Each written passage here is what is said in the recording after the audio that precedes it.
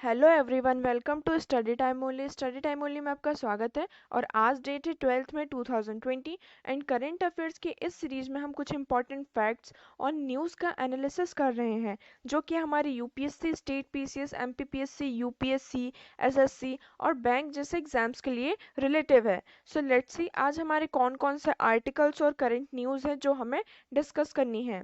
यहाँ हमारा first section होगा नेशनल अफेयर से रिलेटेड। इसमें हमारे 3 आर्टिकल्स हैं। फर्स्ट आर्टिकल देख लेते हैं।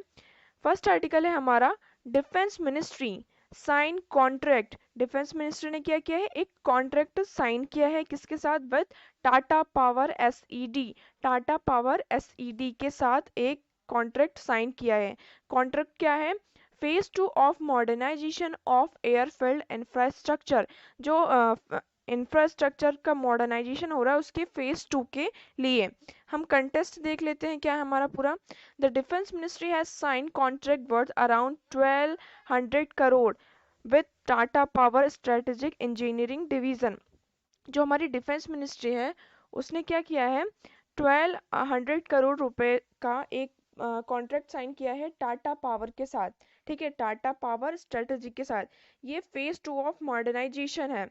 किसका मॉडर्नाइजेशन किसका हो रहा है, एयरफील्ड इंफ्रास्ट्रक्चर। जो हमारी एयरफील्ड है, जैसे हमारी इंडियन एयरफोर्स है, इंडियन नेवी है और इंडियन कोस्ट गार्ड है, तो इनका जो मॉडर्नाइजेशन करना है उनकी इंफ्रास्ट्रक्चर में और सारी चीज़ों में, तो उसके लिए उन्होंने टाटा पावर्स के साथ क्या किया है, एक कॉन्ट्रैक्ट साइन किया है।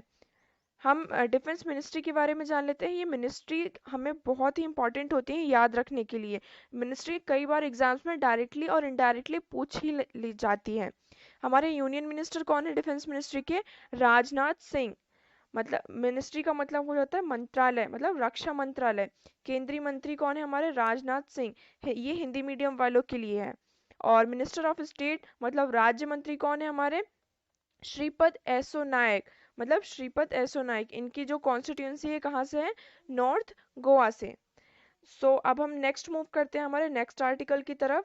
हमारा नेक्स्ट आर्टिकल होगा Ramesh Ramesh Pokhriyal Ramesh Pokhriyal Nishank announce modification in PMRF, मतलब prime minister research fellowship scheme to boost research. जो रमेश पोखरियाल है उन्होंने एक निशांक अनाउंस किया है कि जो हमारी पीएमआरएफ है, prime ministers research fellowship scheme जो है, इसको इसकी रिसर्च को बूस्ट करने के लिए, इसमें जो रिसर्च है उसको बूस्ट करने के लिए। हम कंटेस्ट देख लेते हैं क्या है हमारा main. Union human resource development जो हमारी एचआरडी है, उनके मिनिस्टर कौन है, रमेश पोखरियाल निशंक। उन्होंने अनाउंस किया है मॉडिफिकेशन, मतलब कि उसमें जो हमारी ये prime minister research fellowship scheme है, इसमें क्या करेंगे, वो अमेंडमेंट लाएंगे, मतलब अनुसंधान लाएंगे, उसमें उसमें कुछ चेंजेस लेकर आएंगे। किस लिए, टू बूस्ट रिसर्च। जो हमारी रिसर्च है, जो हमारे मतलब रिसर्च होती हैं सारी चीज़ें, जो भी हम रिसर्च वगैरह करते हैं, to boost research in country. जो कंट्री में रिसर्च है उनको बूस्ट करने के लिए, मतलब उनको बढ़ावा देने के लिए। और and to enable more student to avail the benefits under the scheme, मतलब कि जो स्टूडेंट्स हैं वो इस स्कीम का ज़्यादा से ज़्यादा लाभ उठा सकें, इस और अपने आप को सक्षम बना सकें इस स्कीम के तहत। इसलिए उन्होंने क्या किया है, इसमें अनाउंस किया है कि जो ये हमारी स्कीम है prime minister research fellowship scheme, तो इसमें क्या करेंगे, हम कुछ चेंजेस लाएंगे, मॉडिफिकेशन करेंगे। हम इसकी मिनिस्ट्री के बारे में जान लेते हैं। मिनिस्ट्री बहुत ही ज़्यादा इंपॉर्टेंट होती है। मैं बार बार ये रिपीट कर रही हूँ आपसे कि मिनिस्ट्री आपको याद रखने की ज़रूरत है कि किस मिनिस्ट्री के अंडर कौन से प्रोग्राम्स होते हैं, कौन सी मिनिस्ट्री क्या प्रोग्राम, कौन सी स्कीम लॉन्च कर रही है। अब जैसे ये पीएमआरएफ स्कीम है, प्राइम मिनिस्टर रिसर्च फेलोशिप, तो आपसे डायरेक्टली और इनडायरेक्टली ये पूछा जा सकता है कि ये किस मिनिस्ट्री के अंडर ये स्कीम लॉन्च हुई थी। तो ये किस मिनिस्ट्री के अंडर हुई थी, HRD, union human resource development minister. ठीक है, मिनिस्ट्री के बारे में हम देख लेते हैं। यूनियन मिनिस्टर कौन है हमारे, रमेश पोखरियाल निशंक। इनकी कॉन्स्टिट्यूंसी कहाँ से है, हरिद्वार, और Haridwar Uttarakhand. Minister of state कौन है, मतलब राज्य मंत्री कौन है इनके साथ, संजय धोत्रे।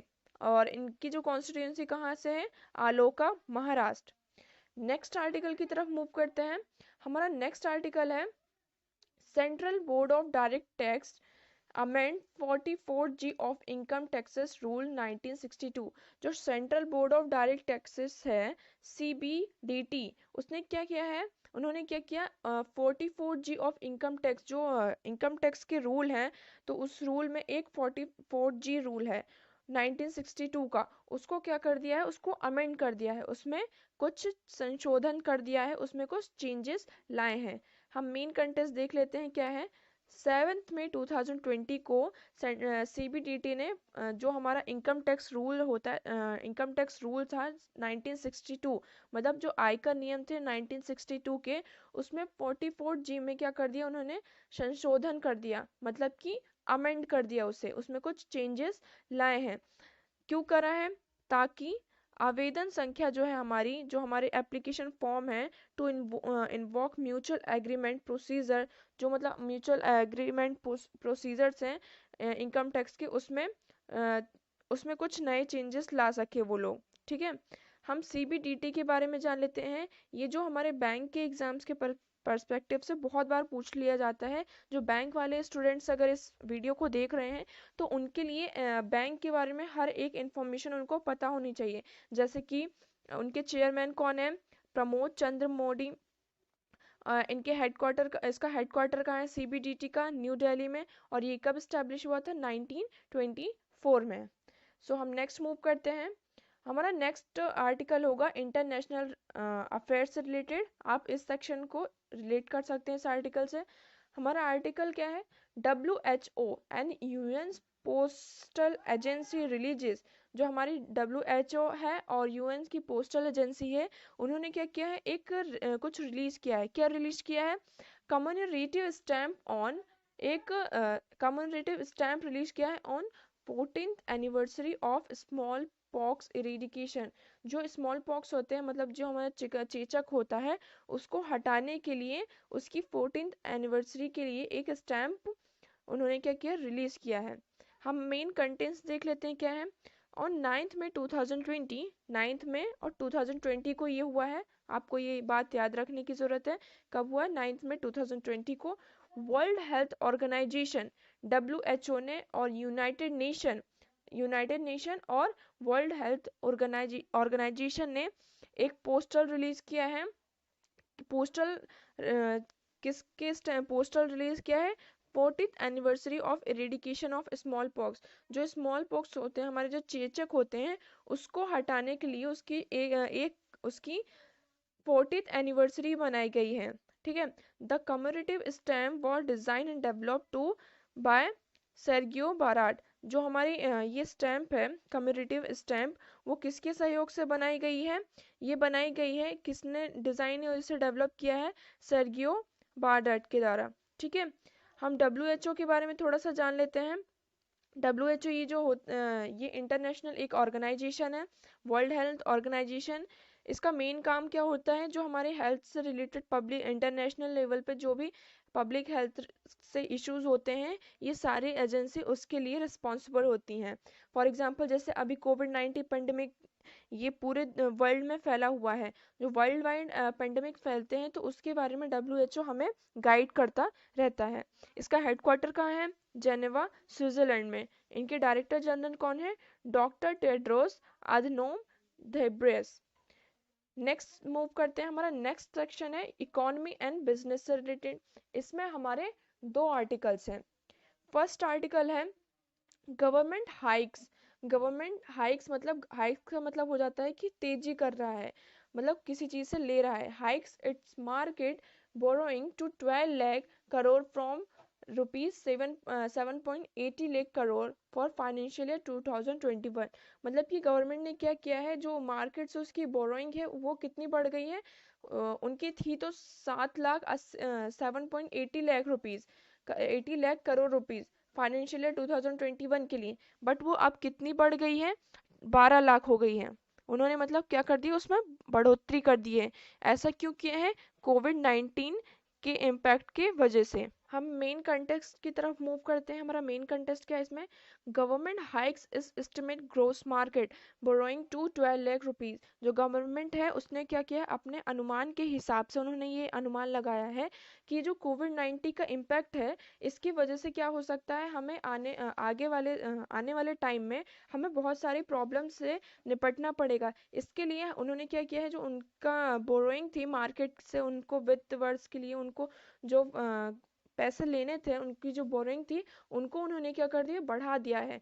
7.80 लाख करोड़ रुपए से उन्होंने क्या कर दिया, 12 लाख करोड़ रुपए कर दिया है।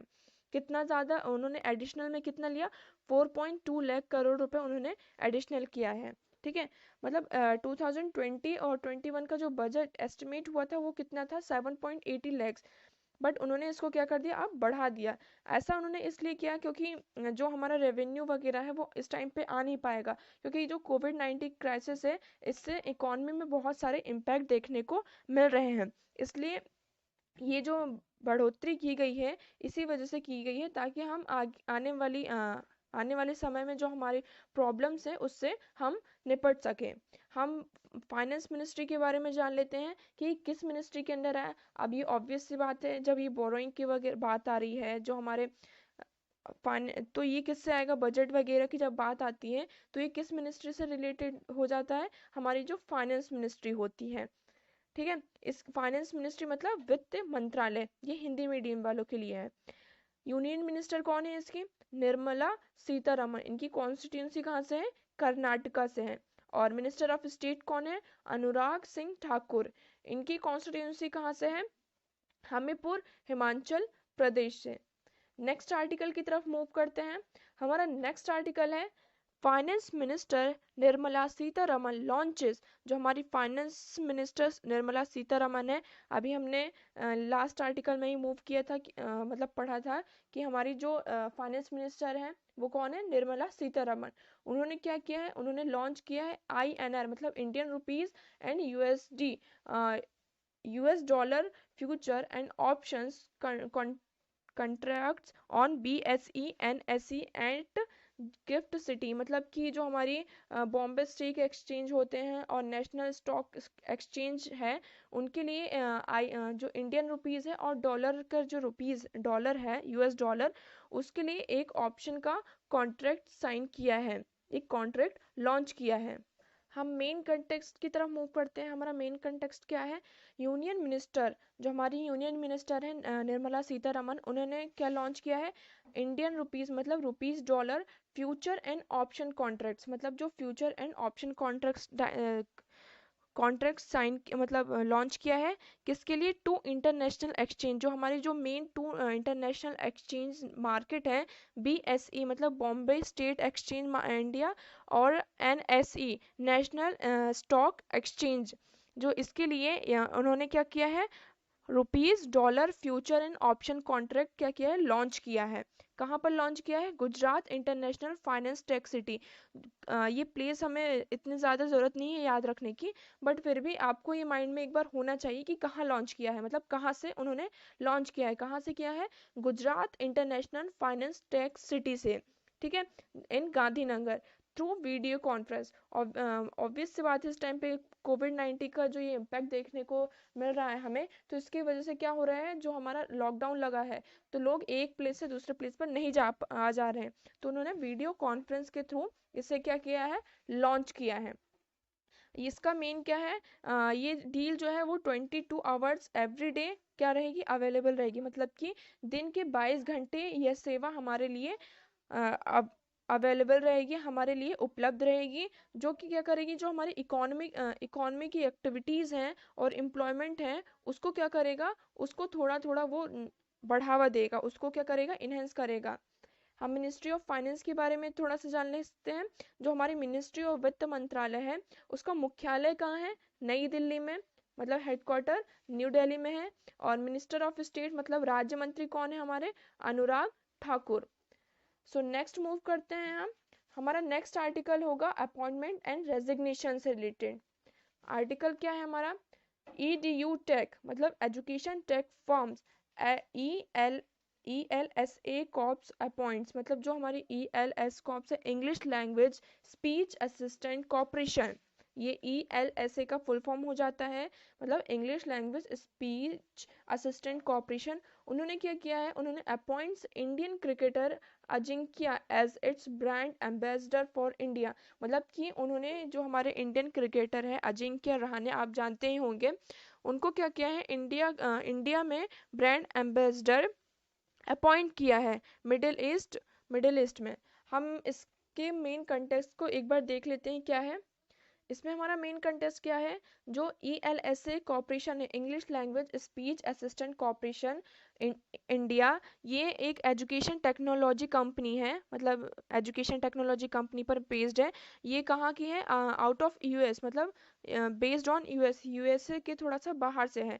उन्होंने क्या किया है, जो हमारे इंडियन क्रिकेट टीम के वाइस प्रेसिडेंट हैं अजिंक्य रहाणे, उन्हें ब्रांड एम्बेसडर उनको क्या किया है, अपॉइंट किया है। कहाँ कहाँ का, इंडिया का, मिडिल ईस्ट का, ऑस्ट्रेलिया और न्यूजीलैंड का और सार्क का, मतलब कि आपको ये चीज़ याद रखने की ज़रूरत है कि जो कहाँ किस किस कंट्रीज़ का और प्लेस का उन्होंने इनको ब्रांड एम्बेसडर बनाया है, कहाँ कहाँ का, इंडिया का, मिडिल ईस्ट, ऑस्ट्रेलिया, न्यूजीलैंड और सार्क। ठीक है, इसका मेन काम क्या होगा, नाउ रहाने रहाने जो होगा, ये एक मोबाइल ऐप है। ये जो ELSA स्पीक है, ये एक मोबाइल ऐप है। ये पूरे इंडिया में इसको वो क्या करेंगे, पॉपुलराइज करेंगे, मतलब पूरे दुनिया में लोगों के बीच में से लोकप्रियता इसकी बनाएंगे, ताकि जो इंडियंस हैं और अदर पीपल्स हैं, जो लोग इंग्लिश सीखना चाहते हैं और अपने इंग्लिश को बेटर बनाना चाहते हैं, अपने प्रोनाउंसिएशन को और अदर चीज़ को, तो उसमें वो क्या करेगा, उनकी हेल्प करेगा। हम इस कॉपरेशन के बारे में जान लेते हैं, English language speak assistant corporation के बारे में। इसका हेडक्वार्टर कहाँ है, मतलब मुख्यालय कैलिफोर्निया यूएस में। और इनके को फाउंडर मतलब CEO और को फाउंडर कौन है, वू वान। नेक्स्ट मूव करते हैं, हमारा नेक्स्ट सेक्शन है साइंस एंड टेक्नोलॉजी से रिलेटेड। इसमें हमारे दो आर्टिकल्स हैं। इसमें फर्स्ट आर्टिकल है IIT दिल्ली स्टार्टअप्स, मतलब कि जो IIT दिल्ली है उसने स्टार्टअप में लॉन्च किया है क्या, रीयूजेबल मतलब फिर से यूज की जा सके एंटी माइक्रोबियल मास्क, मतलब जो उन्होंने क्या किया है, anti microbial mask and safe को क्या किया है, लॉन्च किया है। हम मेन कंटेस्ट देख लेते हैं। इसमें हमारा मेन कंटेस्ट ये है कि मास्क, कोविड-19 के जो ये पेंडेमिक है, कोविड-19 वायरस की वजह से इस टाइम पे जो फेस मास्क है उसकी डिमांड बहुत ही ज़्यादा टाइम टू टाइम बढ़ रही है। ठीक है, तो इसके लिए जो IIT दिल्ली है, उन्होंने क्या किया है, नैनो सेफ सॉल्यूशन का यूज़ करके उन्होंने एक anti microbial washable face mask बनाया है, मतलब कि एंटी माइक्रोबियल और जिसमें जो माइक्रो होते हैं, जो छोटे छोटे माइक्रोबियल होते हैं, वो उसमें नहीं आ सकते, और वॉशेबल मतलब कि इसको हम कम से कम 50 बार तक धोकर इसको फिर से यूज़ कर सकते हैं। इस मास्क का नाम है एन सेफ मास्क। ठीक है, ये वॉशेबल है, मतलब इसे धोया जा सकता है, मतलब और can be reuse up to 50 laundries, मतलब कि अगर हमने इसको 50 बार धोया, तब तक इसको 50 बार धोकर और हम इसे फिर से दोबारा इस्तेमाल किया जा सकता है। ये जो मास्क है, इसमें 3 लेयर्स इन्होंने बनाई हैं। ठीक है, 3 लेयर्स बनाई है, इसमें ये दिया नहीं हुआ है, बट ये 3 लेयर्स में ये मास्क है। हम दिल्ली के बारे में जान लेते हैं। ठीक है, ये नॉर्मल सी चीज़ें हैं जो हमें पता होनी चाहिए। जो चीफ मिनिस्टर कौन है हमारे, अरविंद केजरीवाल, और गवर्नर कौन है, अनिल बैजल। नेक्स्ट आर्टिकल की तरफ हम मूव करते हैं। हमारा नेक्स्ट आर्टिकल है CSIR, मतलब council for scientific and industrial research receive approval for clinical trial of 2 drugs, मतलब उनको क्या मिल गया है, एक अप्रूवल मिल गया है कि वो जो 2 ड्रग्स है, कौन कौन से, फाइटोफार्मास्यूटिकल फाइटोफार्मास्यूटिकल और फेविपिरविर, ये जो 2 ड्रग्स हैं, इन कोविड-19 को ट्रीट करने के लिए इनको क्या मिल गया है, क्लिनिकल अप्रूवल मिल गया है। मेन कंटेक्स्ट क्या है, इसमें हम देख लेते हैं। 8 मई 2020 को, मतलब 8 मई को ये बात हुई है, council of scientific and industrial research ने क्या किया है, इनको एक अप्रूवल उन्होंने क्या किया, रिसीव किया है, मतलब कि उनको एक अप्रूवल मिल गया है कि वो जो कहाँ से मिला है ये approval, drug controller general of India, जो हमारी DCGI है, drug controller general of India, वहाँ से उनको ये अप्रूवल मिला है कि जो ये हमारे क्लिनिकल ट्रायल के लिए, मतलब क्लिनिक में जो हम इन ड्रग्स को ट्राई कर सकते हैं, फाइटोफार्मास्यूटिकल और फेविपिवियर, ठीक है, टू कॉम्बेट कोरोना वायरस, मतलब कि कोरोना वायरस से फाइट करने के लिए, मतलब उससे लड़ने के लिए इन जो ये दो ड्रग्स हैं इनका यूज़ हम कर सकते हैं। हम CSIR के बारे में जान लेते हैं कि ये एक जो ये बॉडी है, ये जो रिसर्च बॉडी है, ये कैसी बॉडी है, इनके प्रेसिडेंट कौन है, श्री नरेंद्र मोदी। अब नरेंद्र मोदी हैं तो ऑब्वियस सी बात है, ये जो बॉडी हो जाती है ये हमारे लिए बहुत ही ज़्यादा इम्पॉर्टेंट हो जाती है, ठीक है, क्योंकि ये सेंट्रल लेवल की एक बॉडी है। और डायरेक्टर जनरल कौन है इसके, हमारे मतलब महानिदेशक डॉक्टर शेखर सी मंडे। नेक्स्ट आर्टिकल की तरफ मूव करते हैं। हमारा नेक्स्ट आर्टिकल होगा इम्पॉर्टेंट डेज, मतलब कि ये जो हमारा नेक्स्ट सेक्शन है वो है इम्पॉर्टेंट डेज। इसमें क्या है, इसमें है टाइम टू रिमेम्बर्स, मतलब कि ये टाइम है क्या, remembrance and reconciliation for those who lost their lives during the second world war, मतलब कि सेकेंड वर्ल्ड वॉर के टाइम पर जिन लोगों ने अपनी जान गंवाई थी उनको याद करने के लिए, उनको मतलब सम्मान देने के लिए और उनको याद करने के लिए ये टाइम है, ये डेट है 8 मई और 9 मई की। मेन कंटेंट्स देख लेते हैं कि सेकेंड वर्ल्ड वॉर में हुआ क्या था। तो सबसे पहले हमें ये चीज़ याद रखनी है कि 8 और 9 मई को, मतलब जो 8 और 9 मई को बहुत सारे लोगों ने, मतलब मिलियंस ऑफ पीपल ने वर्ल्ड वॉर 2 में अपनी जान गंवाई थी, इसलिए इस दिन को हम याद करते हैं 8 और 9 मई को, ठीक है, time of remembrance and reconciliation those, इसका मतलब ये टाइटल दिया गया है एक तरीके से, the time of remembrance and reconciliation of those who lost their life during world war 2, मतलब वर्ल्ड वॉर 2 के टाइम में जो हमारा दूसरा विश्व युद्ध हुआ था, उसमें उन जिन लोगों ने अपनी जान गंवाई थी हम उनको अपने दिल से याद करते हैं, उनको हम क्या देते हैं, ट्रिब्यूटरी देते हैं, ठीक है। ये जो 2020 है, 2020 है, इसमें इनको मार्क किया जाता है कि 75th एनिवर्सरी है वर्ल्ड वॉर 2 की, मतलब कि वर्ल्ड वॉर 2 को हुए 75 साल हो चुके हैं, ठीक है। ये इसका ड्यूरेशन कितना था, 1939 से 1945 तक, मतलब कि 1939 1939 से 1945 तक जो वर्ल्ड वॉर था वो चला था, और ख़त्म कब हुआ था, May 8 1945 को, मतलब 8 मई 1945 को ये ख़त्म हुआ था, मतलब 8 मई 1945 को जो नाजी जर्मनी की फोर्स थी, जर्मनी की जो नाजी फोर्स थी, उन्होंने अनकंडीशनली सरेंडर, मतलब कि बिना शर्त के ही, मतलब उन्होंने कोई शर्त नहीं रखी और उन्होंने क्या कर दिया था, सरेंडर कर दिया था, मतलब कि आत्मसमर्पण कर दिया था। हम UN के बारे में थोड़ा सा जान लेते हैं, इसका हेडक्वार्टर कहाँ है, इसका हेडक्वार्टर है न्यूयॉर्क सिटी, यूनाइटेड स्टेट में, और सेक्रेटरी जनरल कौन है, एंटोनियो गुटरेस है। नेक्स्ट मूव करते हैं, हमारा नेक्स्ट सेक्शन है स्टेट न्यूज़। इसका आर्टिकल क्या है, सिक्किम असेंबली, जो सिक्किम की असेंबली है, passes a budget of 9100 crore for financial year 2021। जो सिक्किम की असेंबली है, हमें इसका टाइटल देखकर ही पता चल रहा है कि जो सिक्किम की असेंबली है उन्होंने बजट पास किया है जो फाइनेंशियल ईयर 2021 है उसके लिए। कितने का बजट है, 1900 करोड़ रुपए का बजट है। मेन कंटेंट्स क्या है इसमें हमारा, सिक्किम लेजिस्लेटिव असेंबली, सिक्किम की जो लेजिस्लेटिव असेंबली है उसमें कितने मेंबर्स हैं, जो ये हमारे स्टेट PCS एग्जाम्स होते हैं उसमें कई बार ऐसे फैक्ट्स पूछ लिए जाते हैं कि कितने मेंबर्स होते हैं स्टेट लेजिस्लेटिव असेंबली में। तो जो सिक्किम की लेजिस्लेटिव असेंबली है उसमें 32 मेंबर्स है, ठीक है। तो उन लोगों ने क्या किया है, 1900 करोड़ रुपए का बजट पास किया है, physical budget for the financial 2020 और 21 के लिए। इसमें इन्होंने दो पार्ट्स में डिवाइड किया है, ठीक है, एक कैपिटल एक्सपेंडिचर होगा और एक रेवेन्यू एक्सपेंडिचर होगा। तो कैपिटल रेवेन्यू एक्सपेंडिचर में उन्होंने कितना कंप्राइज किया है, 7343.60 एज अ रेवेन्यू, और 1756.40 एज अ कैपिटल एक्सपेंडिचर। उन्होंने अपनी सेकंड सेक्शन की 10th असेंबली में ये बजट क्या किया है, पास किया था। कब? मार्च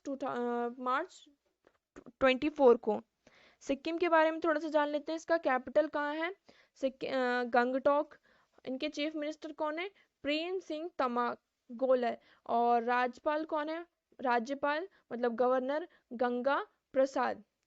तो ये थे हमारे आज के आर्टिकल्स। और कमेंट सेक्शन में आपको बताना है कि वीडियो कैसा लगा और कैसा नहीं लगा। अगर अच्छा लगा तो वीडियो को लाइक कीजिए, अगर अच्छा नहीं लगा तो डिसलाइक कीजिए। और जो भी चीज़ें अगर आपको समझ में ना आई हो इसमें तो आप हमसे पूछ सकते हैं। और अगर कोई भी क्वेरी हो तो आप कमेंट सेक्शन में हमसे पूछ सकते हैं। आपको पीडीएफ और पीपीटी के लिए डिस्क्रिप्शन बॉक्स में लिंक दी गई है टेलीग्राम की, तो आप हमारा टेलीग्राम ग्रुप ज्वाइन कर सकते हैं, जिसमें से आपको इसकी पीडीएफ और पीपीटी मिल जाएगी। Thank you so much for the discussion.